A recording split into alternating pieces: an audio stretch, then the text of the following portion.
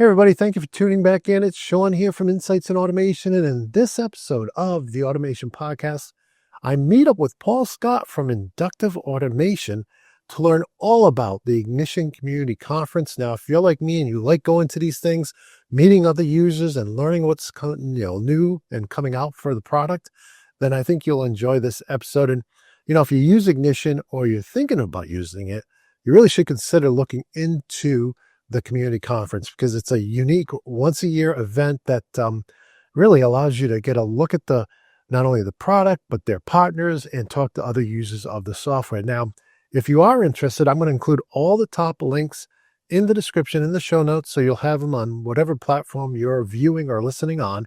And I also want to thank Inductive for sponsoring this episode, so it would be ad-free, both the video and audio editions. So thank you very much to them, because we always like it when it's ad-free, right?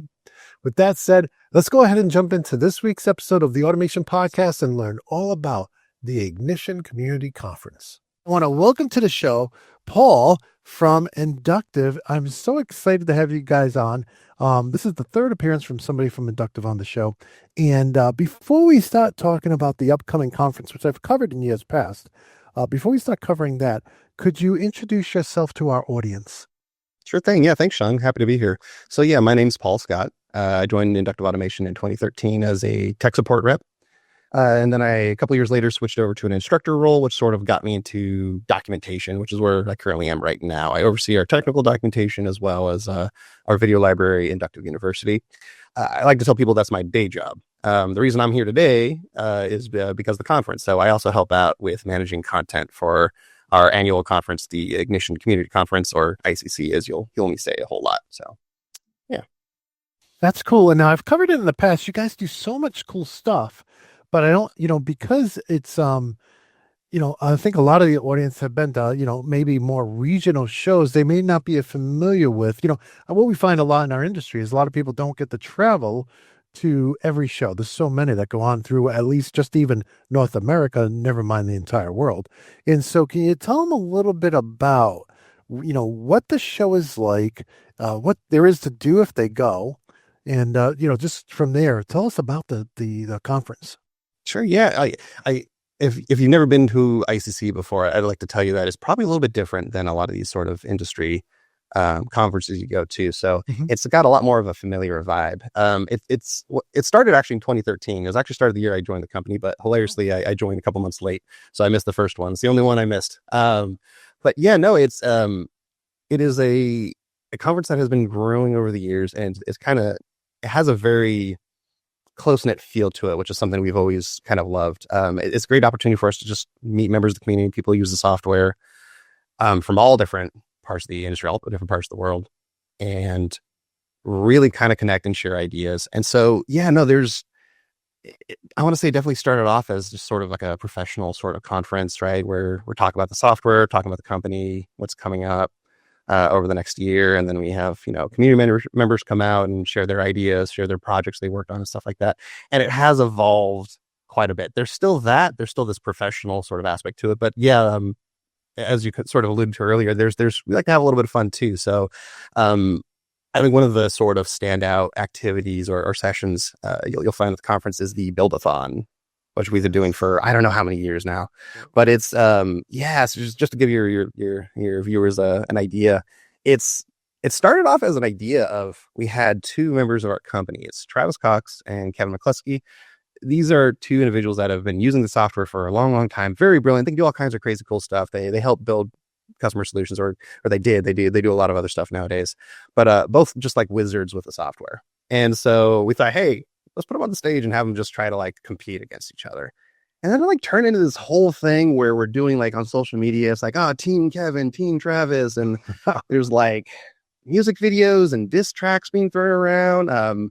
There's props, there's costumes, and there's a couple of sort of I guess staples of the session, which would be one. There's usually a musical act of some sort. I don't want to put them on the hook for this year, but it started the first year where we had our host Kent Melville, another wonderful guy that works with the company here, and he was sort of the acting MC for the whole event, right? So while Kevin and Travis are kind of building, you don't want to just watch people staring at a computer for like 45 minutes or an hour. It's kind of boring, right? So Ken's up has like this tall order of like entertaining the entire conference while that's going on. So one of the things he did is he started singing a song and kind of got the whole crowd involved in it. And that so then that evolved to like, oh, okay, cool. Let's do that again. And so we started making like music videos. We put together, we call it the IA Inductive Automation Band. And so just a bunch of employees who have some sort of musical background, and we've made music videos, and it's been kind of crazy. So that's kind of the spirit of what the Build-a-thon is, right? Like, and they're always trying new stuff and they're always getting kind of excited. So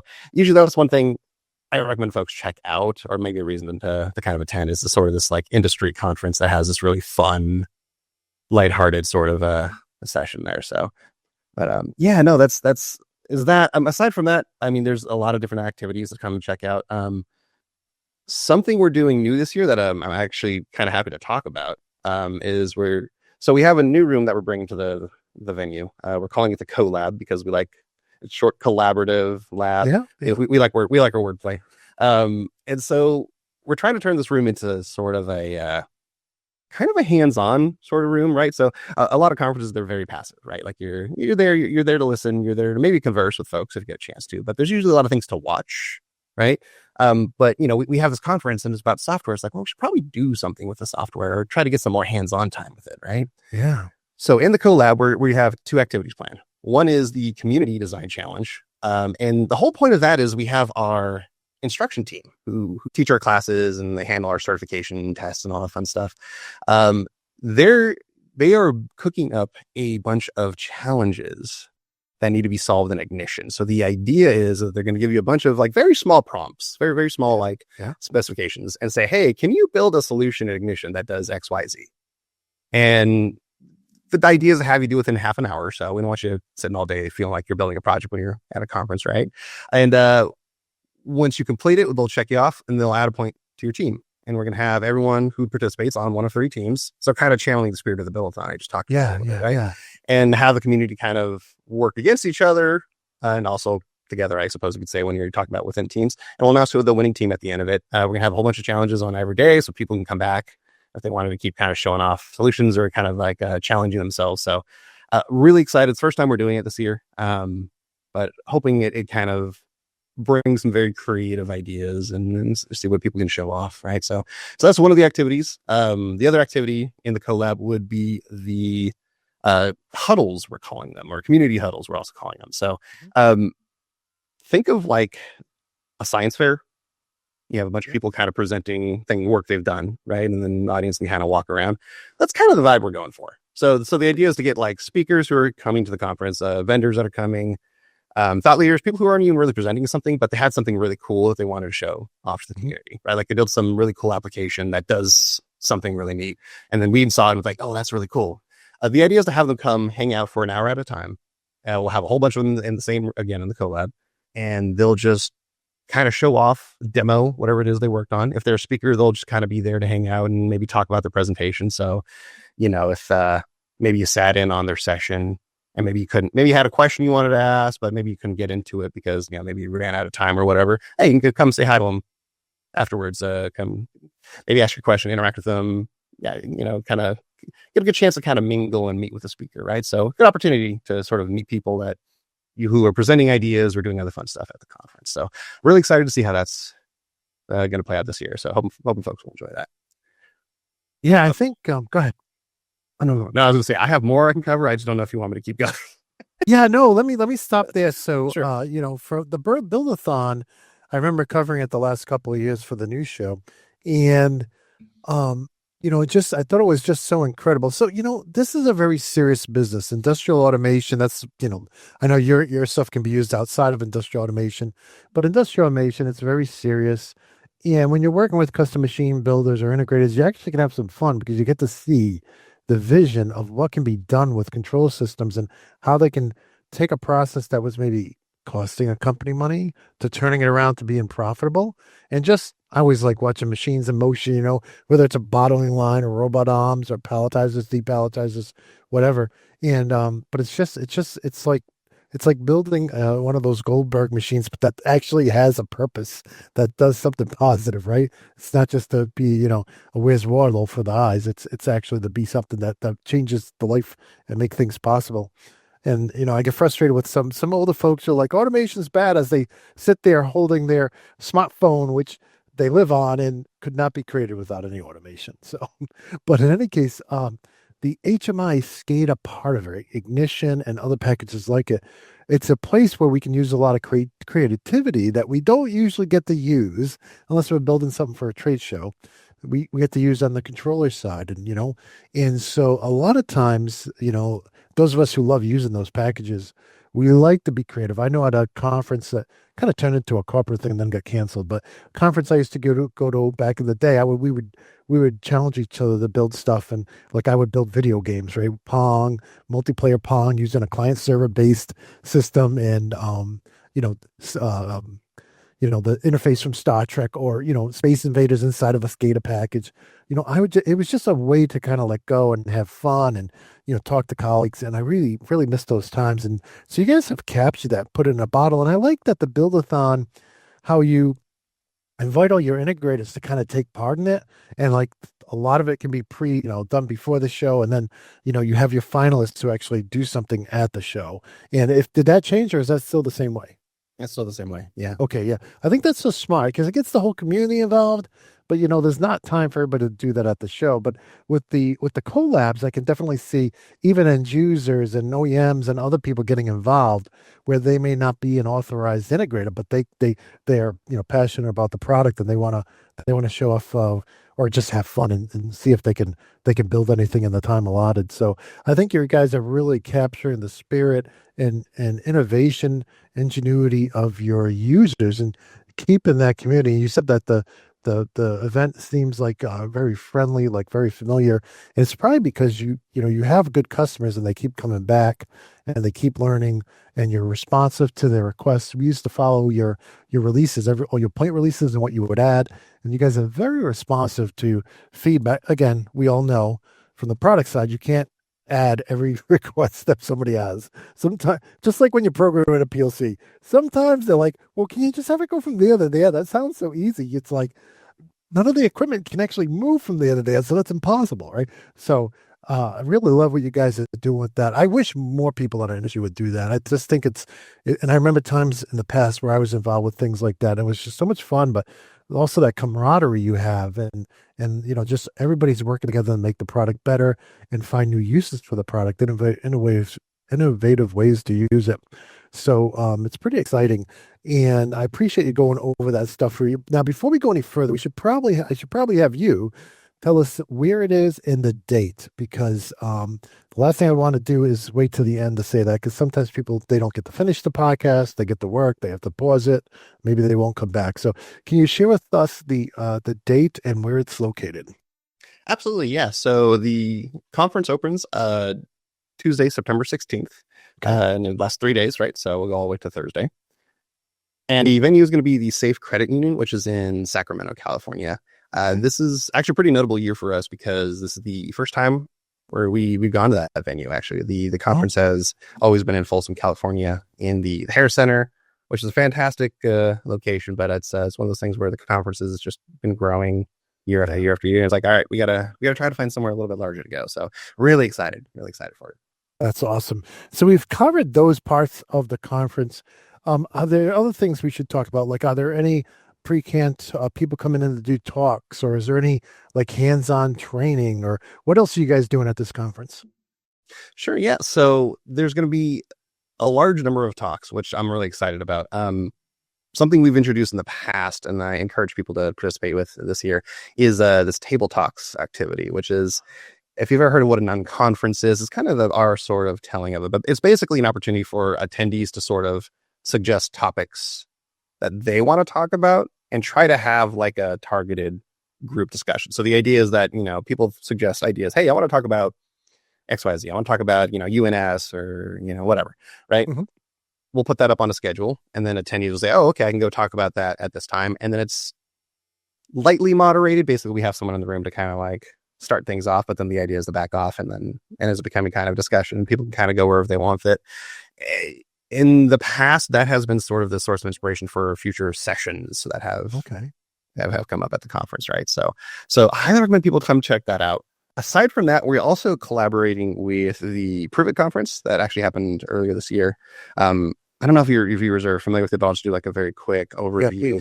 So yeah, no, it's the main sort of the interesting thing about Prove It is that they ask their vendors to basically prove that their solutions work, which is where the name Prove It kind of comes from. So yeah, they basically create this entire conference where they create a virtual factory, they call it. So they have, namespaces and all kind of data points that all the vendors are supposed to connect to, and they're supposed to like build a solution that works with that virtual factory, and then they demonstrate how it solves, modern solutions or modern problems, how it solves those, right? So that's kind of the fun thing, is it's not just a vendor going on stage and saying, hey, buy my product. It's like, okay, cool, but what did it do? Like, what did you do with it? That's the main thing. So we're partnering with them this year to basically kind of take over our old exhibitor showcases, and they're kind of running it with their style. We're really excited to see what they do with it, and kind of how they, sort of force these solutions to kind of like adhere to some standards. So I would recommend come check out a couple of those talks, right? They're going to be in a presentation style, so you can kind of see what's going on. But the idea is people will kind of show off their solutions, and yeah, you get to see how they're supposed to work in a real kind of, like I say, real world setting, but obviously it's virtual, but you get the idea. So yeah, I'd say that's another exciting thing to come check out. Yeah. Now, I know I'm not able to get out there just because of the timing, but your company did say, well, Shawn, we'll give you a virtual pass so you can share what you learn with the audience. And I appreciate that. Thank you. Could you describe that though? So I've never been to your conference virtually. So could you describe to our audience what that, and there may be people here on the East Coast or down South who won't be able to get out to the West Coast for the show. What is the virtual pass?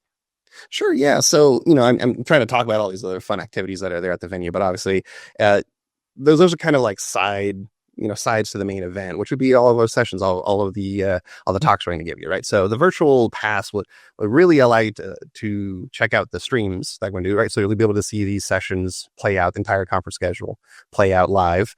It also gives you access to recordings of them. So say, for example, talk comes up at a certain time, you're busy, you got some other stuff going on. That's fine. You can always sign back into the platform later on and check out the recording much sooner than the videos are normally publicly available. Normally, we make all of our conference content, like the recordings, available the following year, just because we do some cleanup with them before we put them on our website. So yeah, it's just a great opportunity to be able to check out all of the sessions.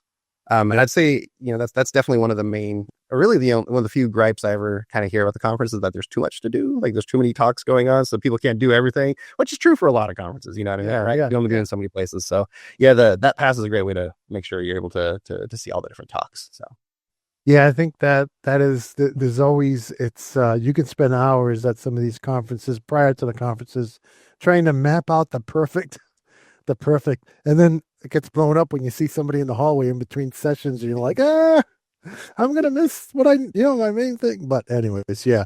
So no, that's good. That's very good. And, so if anybody, especially if you're using the product or looking at using the product and you really want to get up to speed to learn more, find out what's happening in the community, that's a good alternative. And if the boss won't let you out of work, at least you can catch the replays afterwards, and which is great, and you still can feel like you came up to speed, without having to take a flight out there. Which it would be better to obviously to do everything in person, but sometimes, especially end users, it's hard to get out of the plant, And I shouldn't say just that end users, OEMs integrate. It can be difficult to travel halfway across the country and get that approved. But hopefully you'll have a lot of people from the East Coast representing us. And in any case, so it just sounds like a great time. Sounds like a fun time. It's coming up quick, so people interested should try to sign up soon. What else should we talk about the conference? Well, you mentioned a little bit earlier about sort of the creativity of folks in this space. You kind of talk about making video games and stuff like that in different systems. It's kind of funny you mentioned that, because one of the other activities we have is we call it our SCADA arcade. So so this started off as like a project in our tech support division as sort of like a product knowledge development program, where it's like, hey, make a video game in Ignition, right? Which is a little challenging because it's not, it doesn't have a lot of tools you'd find in like a modern like game engine. But but that's engineers do great with challenges like that, right? Which is, I think, kind of to your point. So yeah, well, in the past we've basically brought these games that our support engineers have worked on just so people can check it out. This year we're turning to a larger room. We'll try to have some physical games there too, so people can kind of play around and check it out. But yeah, so that's making a return. That ended up being kind of a fan favorite that came out there. And then I would also say something else we're doing this year is we're creating a room called the Hub. So one of the things we found, it's kind of funny running a conference. This is something I didn't really realize, but there's just a lot going on. And it turns out a lot of the attendees might want to actually chat with someone. From Absolutely. And it's really hard when a good chunk of your company is also running around like helping facilitate the conference. So we decided, all right, let's make a little room where we're just going to have people from different teams, so like our support division or sales engineering, stuff like that. If you wanted to go talk to them or ask some questions, we'll even have our product managers from our software engineering. So if you wanted to mention like pain points or suggestions for ideas, there will be people there that you can kind of just chat and say hi. So definitely recommend checking that out too. Just it's a good way to kind of interact with the company. And I think that's something that maybe a lot of your audience, a lot of attendees maybe don't really realize, that the conference is kind of a selfish thing for us, because it's a good opportunity for us to like talk to the folks that use the conference. That ends up being a huge draw for us. We have a really strong community around the software, right? And we feel very blessed with it, because there's a lot of organizations out there that, people have some not so nice things to say about the company for one reason or another, right? But it seems like we have some really true fans. So the conference is a fantastic time for us to really make sure we're still connected to those folks, where we're still interacting. Right? You sort of commented a little bit about us like reaching out to our community and interacting with them. And so that's really why we're here doing it every year. We just like chatting with people and throwing a little party where people can come and tell us what they're working on. And it honestly, it motivates a lot of folks at the company. It also is a great introduction for a lot of folks, because it's maybe one of the things that's a little less obvious, but maybe once you think about it, it makes sense, is that, we're a software company, which I know that seems kind of weird for me to say, but we're definitely we're sort of like a step removed from the people that are using the software, right? Like we're kind of at least a step or two away from integration companies, right? So the conference is a great way to say, hey, come talk to these end users, come talk to these integrators, see what they do with our software, right? Because that's something that's a little bit harder to capture on their own at IA. So we like to make sure we're talking with community members and sort of exposing them to, hey, here's what our users are doing. Here's how the product actually gets used. So that's a hugely important thing, or aspect of the conference for us, I should say. Yeah, I mean, I think over the years, one of the bad trends we've seen, I think we're all starting to realize this. They say 2020 is hindsight is 2020. Is that you're not as efficient, or you can be super efficient when you're conversing with people, when you're talking to people, when you're even in person, right? That's even better. And a lot of people, because of everything we've been through, are doing everything remote, but you don't get to see the inflections. You don't get to understand. And when you're not at a conference, you don't usually have the time to really get into things on a deeper level. So there's a lot of advantages. I know I've been doing this for 35 years. I still learn new things talking to my students and talking to the vendors that come on. I'm learning stuff every day. And if I just read a book and just sat and filmed videos, there would be so much I would never have learned. And because every human being's not only unique, but they're in unique situations. And so for a vendor like yourself, I can definitely see, a conference like this, your customers are bringing you things that you've never thought of a certain way because you've never been in that situation. So it's huge that you guys are doing this. Again, I recommend all vendors do something like this, but I'm glad you guys are doing it. And I think that's probably why you have a very loyal customer base.